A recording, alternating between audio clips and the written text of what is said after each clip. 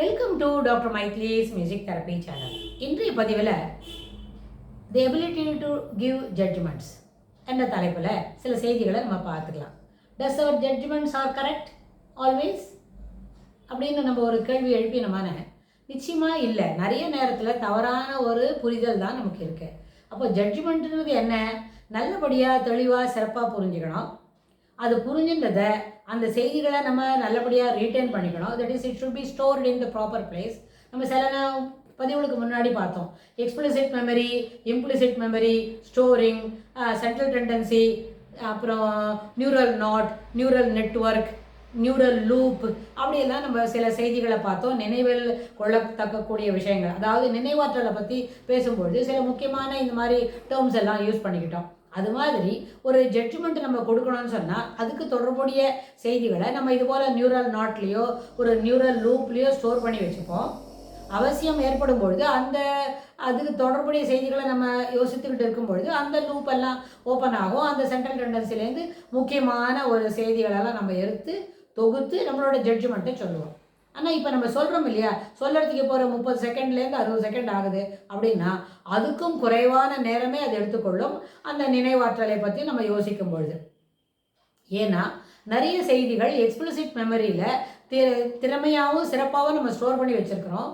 அதுக்கு எந்த நேரமும் நம்ம அந்த நிலையில் இருக்கணும் அப்படின்னு சொன்னால் அதை பற்றின ஒரு யோசனை, ஜஸ்ட் ஒரு திங்கிங், ஸ்மால் ஒரு ப்ராம்ப்ட் பண்ணினாலே அது எந்த லூப்பில் வச்சுருக்கிறோம், என்ன சமாச்சாரம் நம்மளுக்கு தெரிஞ்சிடும், நம்ம அதை பயன்படுத்திக்க முடியும். ஆனால் அந்த புரிதலில் குறைபாடு இருக்கு. புரிதலில் சிறப்பான செய்திகளை நம்ம சேகரித்து வைக்கலை. அப்புறம் புரிதலில் முதலேருந்தே தவறாக புரிஞ்சிருக்கிறோம் அப்படின்னு சொன்னால் அப்போது அந்த ஜட்ஜ்மெண்ட் நிச்சயமாக ஏற்புடையதாக இருக்காது. ஜட்ஜ்மெண்ட்டுன்னு சொன்னாலே ஃபைனல் வேர்டு அப்படின்னு தான் அர்த்தம். இப்போ இது ஒரு கோர்ட்டு சீனில் தான் ஜட்ஜ்மெண்ட் இருக்கும். டெய்லி ரொட்டீனுக்கு எதுக்கு டாக்டர் ஜட்ஜ்மெண்ட் அப்படின்னு கேட்குறாங்க பசங்கன்னு வைங்க. ரொம்ப சரியானது தான். ஜட்ஜ்மெண்ட்டுன்னு தான் ஃபைனல் வேர்டு. ஆனால் இப்போ நம்ம வீட்டில் ஒரு வேலை செய்கிறோம், அதில் என்ன பண்ணணும், ஜட்ஜ்மெண்ட் எல்லாம் வேண்டாம். ஒரு கோர்ட்டு கேஸு அந்த மாதிரி ஒரு சீன்லாம் நம்ம தயார் பண்ணாமல் நம்ம ஒரு வேலை செய்கிறோம், ஒரு விஷயத்தை சொல்ல போகிறோம் அப்படின்னா அது சிறப்பான தேர்ந்து எடுத்து சிறப்பான முடிவாக இருக்கணும். அப்போ தான் அது ஏற்றுக்கொள்ள முடியும்.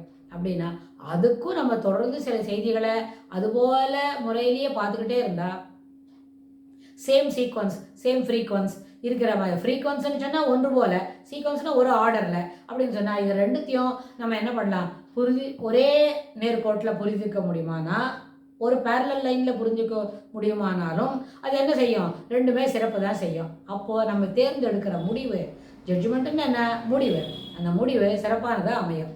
ஏன்னா முடிவு சிறப்பானதாக இருந்தாலும் நம்ம அடுத்த செய்தியை, அடுத்த நிகழ்வு, அடுத்த ஒரு தொழில், ஒரு ஒர்க் ஆரம்பிக்கிறதுக்கு ஏற்புடையதாக இருக்கும்.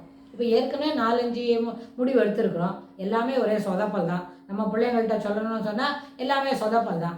அந்த சொதப்பல் என்ன பண்ணுறது, அதாவது that is we don't have, that means we are doing something clumsy, unable to know crystal clear இல்லைங்க அப்படின்னு சொன்னால் அதுக்கு மேலே on that basis we want to do some ஒரு முடிவு எடுக்கணும்னு சொன்னால் நிச்சயமாக நம்ம என்ன செய்கிறோம், we are doing wrong, we are not doing correct.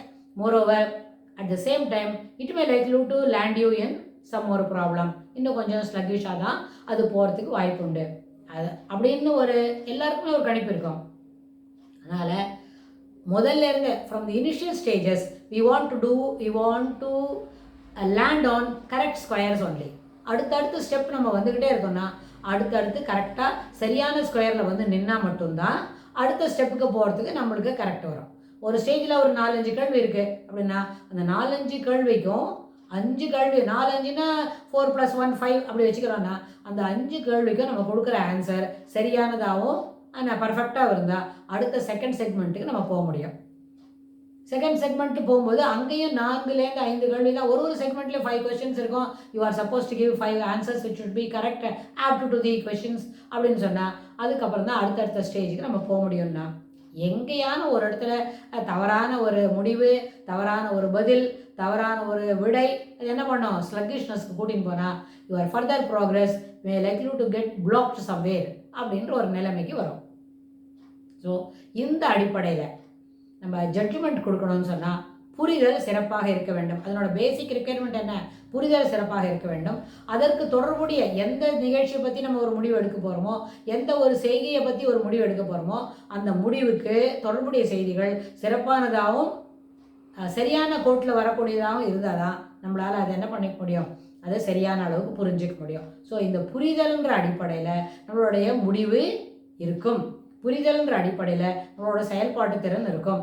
செயல்பாட்டு திறனுடைய சிறப்பில் நம்மளோட முடிவு சிறப்பாக அமையும். இது மூன்றும் ஒன்றுக்கொன்று தொடர்புடையது. இது எல்லாம் என்ன பண்ணோம், ஒரு செயின், ஒரு லிங்க் இருந்துக்கிட்டே இருக்குது அப்படின்னு சொன்னால் அவர் ஜட்ஜ்மெண்ட்ஸ் ஷுட் பி கரெக்ட். அதனால்தான் ஆர் வி கிவிங் என்ன கரெக்ட் ஜட்ஜ்மெண்ட்ஸ் அப்படின்னா சரியான முடிவு நம்ம எடுக்கிறோமான்னு கேட்டால் இட் இஸ் பேஸ்ட் ஆன் அவர் என்ன புரிதல், நம்மளோட புரிந்து கொள்ளக்கூடிய சக்தி. அதாவது நம்மளோட பர்செப்ஷன், அட்டென்ஷன், ஃபோக்கஸ், காக்னிஷன் இது எல்லாம் சரியாக இருந்தால் தான் நம்மளால் என்ன பண்ண முடியும், சரியான அளவில் புரிஞ்சிக்க முடியும். அந்த காக்னிட்டிவ் எபிலிட்டிஸ் சிறப்பாக இருந்தால் நம்மளோட முடிவும் சிறப்பாக இருக்கிறதுக்கு எல்லா வாய்ப்புகளும் உண்டுன்னு சொல்லி இந்த பதிவை நம்ம நிறைவு செய்கிறோம். இதுக்கு தொடர்புடைய செய்திகளை வரப்போகிற பகுதிகளிலும் பார்க்கலாம். தேங்க்ஸ் ஃபார் வாட்சிங்.